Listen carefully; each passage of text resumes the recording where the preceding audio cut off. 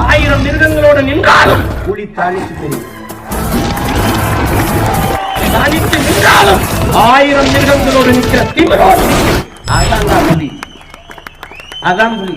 பேரன்பிற்கினை தமிழ் சொந்தங்களுக்கு புரட்சிகர வணக்கம். இன்றைக்கு காணொலியில் நம்ம என்ன பார்க்க போகிறோம்னா, அண்ணன் சீமான் அவர்கள் செய்தியாளர்களை செய்தி சேகரிக்க வந்தவர்களை மரியாதை இல்லாமல் பேசிட்டாங்க. ரொம்ப கொடூரமாக பேசிட்டாரு. டேய் நீ எல்லாம் ஒரு ஆளா அப்படின்னு கேட்டார். மயிறு மாதிரி பேசாத அப்படின்னு பேசியிருக்காரு. ஒரு கேமராவையும் ஒரு மைக்கையும் தூக்கிட்டு வந்துட்டா நீ பெரிய வெங்காயமா அப்படின்னு பேசிட்டாரு அப்படின்னு சொல்லி பலரும் பல விதமாக பேசுகிறாங்க. ஏன் அவர் அப்படி பேசினார் அப்படிங்கிறதுக்கு முன்னாடி அவர் என்ன பேசினாருங்கிறத பார்ப்போம். உனக்கு என்ன தம்பி பிரச்சனை? உனக்கு என்ன பிரச்சனை? கேள்வி எழுறா முதல்ல. டேய் நீ முதல்ல கேள்வி கத்துக்கிட்ட போடா. மயிரி ஒரு பத்திரிக்கை ஒரு மைக்கை தூக்கிட்டு கேமரா எடுத்து பெரிய வெங்காயம் மாடா. முதல்ல இங்கே ஒரு ரூல்ஸ் இருக்குது. இந்த ரூல்ஸ் என்னன்னு வச்சுக்கோங்களேன். அரசியல் தலைவர்கள் இருக்காங்களே, அந்த அரசியல் தலைவர்களுக்கு சூடு சொரணம் இருக்கக்கூடாது, கொஞ்சம் கூட கோபம் வரக்கூடாது, வெக்கம் மானம் எதுவுமே இருக்கக்கூடாது. இந்த செய்தியாளர்கள் இருக்காங்களே, அவங்க வந்து மிக சுதந்திரமானவர்கள். அவங்க என்ன வேணால் கேட்கலாம். அவங்க வாய்க்கு வந்ததை எப்படி வேணால் எதை வேணால் கேட்கலாம். அதில் எந்த மாற்று கருத்தும் கிடையாது. ஆனால் அவர்கள் எது கேட்டாலும் சிரித்து கொண்டு அப்படிங்க. நம்மளை வந்து கெட்ட வார்த்தை போட்டு பேசினா கூட அப்படியா ஆமாங்க எல்லாம் அப்படிலாம் இல்லைங்க, நீங்கள் அப்படிலாம் பேசக்கூடாதுங்க, இப்படி தான் பேசணுமே தவிர அவர்களிடம் பேசும்போது கோபம் வரக்கூடாது. அப்படி கோபம் வந்தால் என்ன ஆகும்னா, விஜயகாந்தை அழித்தது போல் அழித்து விடுவார்கள்.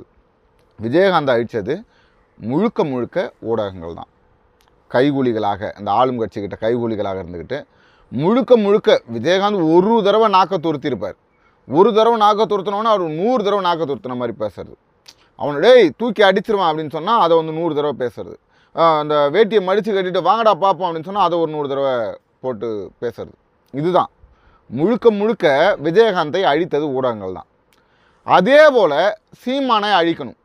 சீமானை கோபப்படுத்தி உசுப்பேற்றி விட்டு அவரை கெட்ட வார்த்தை பேச வச்சு அழிக்கணும். இதுதான் அந்த ஊடகங்களோட டார்கெட். இதை நிறைவேற்றுவதற்காகத்தான் திமுக ஊடகவியலாளர்கள்ன்ற பேரில் ஒரு சில அயோக்கியர்களை, கைக்கூலிகளை செய்தியாளர்கள் என்ற போர்வையில் அனுப்புது. அவர்கள் சீமானை கோபப்படுத்தும் விதமாக பல கேள்விகளை கேட்குறாங்க. முதல்ல சீமான் வந்து பதில் சொல்வதற்கு தயங்குபவர் கிடையாது.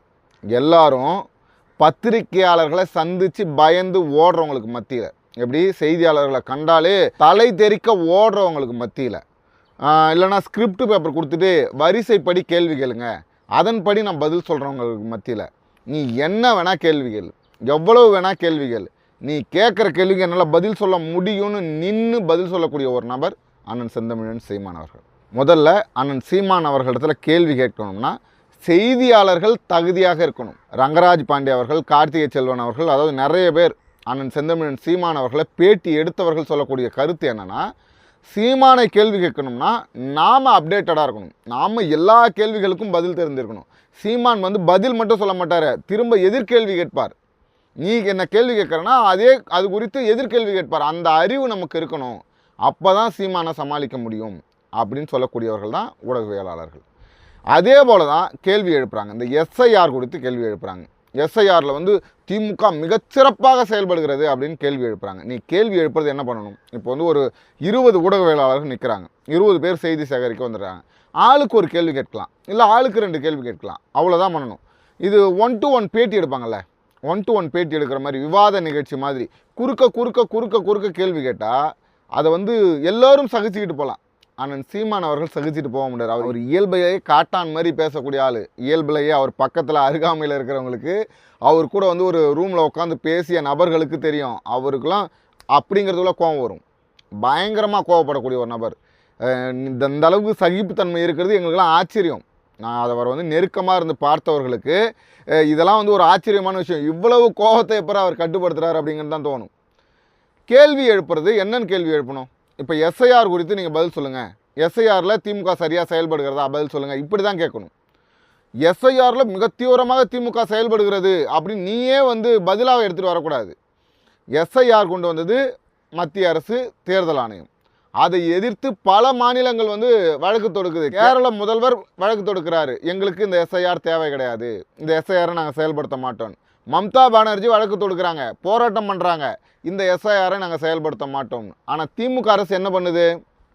உடனடியாக அங்கே சொன்னாங்களோ சொல்லலையோ உடனடியாக இங்கே மாவட்ட ஆட்சியர்களை கூட்டு ஒரு கலந்தாய்வு, உடனடியாக வட்டாட்சியர்கள் மூலமாக ஒரு அனைத்து கட்சி கூட்டத்தையும் நடத்தி ஒரு கலந்தாய்வு, உடனடியாக பிஎல்ஓ ஆஃபீஸரை போடுங்க, உடனடியாக பிஎல்ஏ 1 கொடுங்க, பிஎல்ஏ 2 கொடுங்க, உடனடியாக அழுத்தம் கொடுத்து அவங்க சொன்ன சீக்கிரம் தெரியாமல் பீகாரில் எப்படி விரைவாக நடத்தி முடித்தார்களோ அதே போல் இங்கே நடத்துறது இந்த திமுக அரசு. ஒன்றும் இல்லைங்க, எங்களுக்கு இந்த எஸ்ஐஆரில் உடன்பாடு கிடையாதுங்க, எங்கள் மாநிலத்தில் நடத்த மாட்டோம் அப்படின்னு சொல்லலாம். இவர் சொல்கிறார் வழக்கு தொடுத்துருக்காங்க. எப்படி வழக்கு தொடுத்துருக்காங்க? இந்த எஸ்ஐஆரை நாங்கள் செயல்படுத்த மாட்டோம்னு வழக்கு தொடுத்துருக்காங்களா? அப்படிலாம் வழக்கு தொடுக்கலை. அவங்க என்னென்னு வழக்கு தொடுத்துருக்காங்க? காலம் பத்தலை, எங்களுக்கு உடனடியாக தேர்தல் இருக்குது, இன்னும் ஒரு 2 மாதங்கள் தான் இருக்குது, இந்த 2 மாதங்களுக்குள்ளே எஸ்ஐஆரை வந்து செயல்படுத்துவதற்கு கொஞ்சம் சிரமமாக இருக்கும், காலம் போதவில்லை அப்படின்னு சொல்லி வழக்கு தொடுத்துருக்காங்க. விடுதலை சிறுத்தைகள் வழக்கு தொடுத்துருக்குங்க, இந்த எஸ்ஐஆர் வேண்டாம், எஸ்ஐஆர் வந்து எங்களுக்கு எதிரானது அப்படின்னு சொல்லி விடுதலை சிறுத்தைகள் கட்சி வழக்கு தொடுத்துருக்கு, கூட்டணியில் இருக்கக்கூடிய ஒரு கட்சி வழக்கு தொடுத்துருக்கு. ஆனால் ஆளும் அரசு, ஆளும் திமுக இதை எதிர்த்து பேசலை, இதை எதிர்த்து வழக்கு தொடுக்கலை. இவ்வளவு அழுக்குகளை வச்சிருக்கிற திமுகவுக்கு சப்பக்கட்டு கட்டுவதற்கு, இவ்வளவு அழுக்குகளை வைத்திருக்கக்கூடிய திமுகவிற்கு முட்டு கொடுப்பதற்காக ஒரு செய்தியாளர் வரணுமா? உன்னுடைய நோக்கம் என்ன? நீ எதுக்காக வந்த? செய்தி சேகரிக்க வந்தனா அவர் என்ன சொல்கிறாரோ அதை நீ சேகரிக்கணும். அவர் என்ன பதில் சொல்ற, நீ கேட்குற கேள்விக்கு அவர் சொல்கிற பதில் சொல்ல விடணும், அவர் சொல்லக்கூடிய பதில்களை சேகரிக்கணும். அதற்கு பேர் தான் செய்தி சேகரிப்பது. நீ வந்து விவாதம் நடத்தணுமா? உனக்கு வந்து சீமானோட ஆர்கியூ பண்ணணுமா? 1 to 1 அவரை விவாதத்துக்கு கூப்பிடுங்க. 1 to 1 கூப்பிடு. உனக்கு தெம்பு இருந்தால், திராணி இருந்தால் சீமான்கிட்ட வாங்க 1 to 1 பேசுவோம், ஒரு மணி நேரம் எங்களுக்கு நேரம் ஒதுக்குங்க, நாங்களான்னு பார்த்துருவோம். திமுக அரசு மிக சிறப்பான அரசு. திமுக வந்து தமிழகத்தை மிக சீரும் சிறப்புமாக ஆண்டு கொண்டு இருக்கிறது. திமுக தான் தேனாரும் பாலாரும் ஓட விட்டு இருக்கிறது. நான் வாதாடுறேன் வாங்கன்னு சொல்லி சீமானுக்கு வேணாம். சீமான் கூட வாதாடுறதுலாம் உங்களுக்கு வக்கு கிடையாது, சீமான் கூட வாதாடுறதுலாம் உங்களுக்கு அறிவு கிடையாது, உங்கள் கட்சியில் யாருக்கும் அறிவு கிடையாது. சீமான் கட்சியில் இருக்கக்கூடிய, நாம் தமிழர் கட்சியில் இருக்கக்கூடிய கடைகோடி தொண்டன் இருப்பான்ல எங்களை மாதிரி, அந்த கடைகோடி தொண்டன் இடத்துல விவாதிங்க. திமுக அரசு என்ன செய்திருக்கிறது? இந்த எஸ்ஐஆருக்கு எதிராக திமுக அரசு செயல்படுதா? பாஜகவின் கைகூலியாக திமுக அரசு செயல்படுதா? விவாதிப்போம். அதை விட்டுட்டு செய்தி சேகரிக்கிறதுக்கு வராங்க, ஒரு மணி நேரம் ஒதுக்குறாங்க. அங்கே வந்து எல்லாரும் கூடியிருக்காங்க, எல்லா செய்தி நிறுவனங்களும் இருக்குது, எல்லாரும் கேள்வி கேட்கணும்.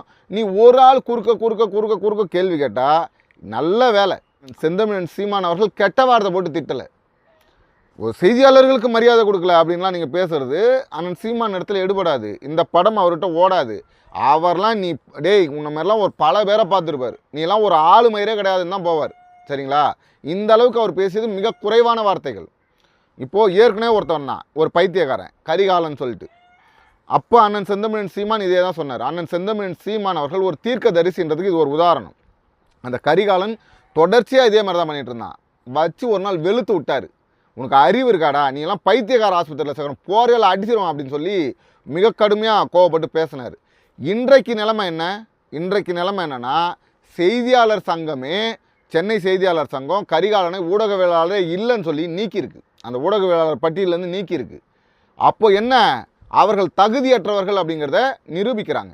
இப்போ கூட இதே இடத்துல இப்போ அண்ணன் செந்தமிழன் சீமான் அவர்கள் தவறாக நடந்திருந்தால், அண்ணன் செந்தமிழன் சீமான் அவர்கள் மரியாதை கொடுக்காமல் உண்மையிலே வந்து ஒருமையில் பேசி அவர் வந்து கொடூரமாக நடந்திருந்தா, யாருக்கும் மரியாதை கொடுக்காமல் இருந்திருந்தா, அனைத்து செய்தியாளர்களும் அவரை வந்து புறக்கணிச்சிருப்பாங்க. அதே இடத்துல இந்த செய்தியாளருக்கு பரிந்து கொண்டு பேசுவார்கள், ஏன் இப்படி பேசுகிறீங்க, இது வந்து நாகரிகம் கிடையாது, செய்தியாளருக்கு மரியாதை கொடுங்கன்னு பேசியிருப்பாங்க. ஆனால் அப்படி அங்கே நடக்கலை. இவரை வந்து வெளியேற சொன்ன பிறகாகவும் மற்றவர்கள் கேள்வி கேட்குறாங்க, மற்றவர்கள் நாகரிகமான முறையில் கேள்விகளை கேட்டு பதில்களை பெறுகிறாங்க. உங்களுக்கு தேவை பதில் என்றால் நாகரிகமான முறையில் கேள்விகளை கேளுங்கள். அதை விட்டுட்டு திமுகவுடைய கைக்கூலிகளாக இருந்து கொண்டு அண்ணன் செந்தமிழன் சீமான் அவர்களை கோவப்படுத்தணும், அண்ணனை எப்படியாவது வந்து உக்கரப்படுத்தி அவரை வந்து அசிங்கப்படுத்தணும், அதை வந்து செய்தியை வந்து ஹாட் டாப்பிக்காக மாற்றி சீமான் வந்து மரியாதை கொடுக்கல, சீமான் வந்து கோவப்படுறாரு அப்படின்னு சொல்லி விஜயகாந்தை வீழ்த்தியது போல அண்ணன் செந்தமிழன் சீமான் அவர்களை வீழ்த்தி விடலாம் என்று நினைத்தால் அது உங்களுடைய அடிமுட்டாள்தனம். உங்களை மாதிரி எந்த அயோக்கியனாலும் அண்ணன் செந்தமிழன் சீமான் அவர்களை தொடக்கூட முடியாது. அவர் உங்களை மாதிரி பல பேரை பார்த்துட்டாரு, பல விடயங்களை கடந்து வந்துட்டார். இனிமேலும் அவரை தொடணும்னு நினைக்கிறது அறிவுகட்டத்தனம். உங்களுடைய வேலைகளை சுருக்கி கொண்டு, வாயை சுருக்கி கொண்டு அவரிடத்துல மரியாதையாக கேள்வி கேட்பது உங்களுக்கு நலன். அண்ணன் செந்தமிழன் சீமான் அவர்கள் இன்னும் கோபத்தின் உச்சத்திற்கு போகக்கூடியவர். அவர் இவ்வளவு மரியாதை உங்களுக்கு கொடுத்ததே அதிசயம், அற்புதம் தான் சொல்லணும். உண்மைதான், இவனவெல்லாம் அடித்து துரத்திருக்கணும் அந்த இடத்த விட்டு.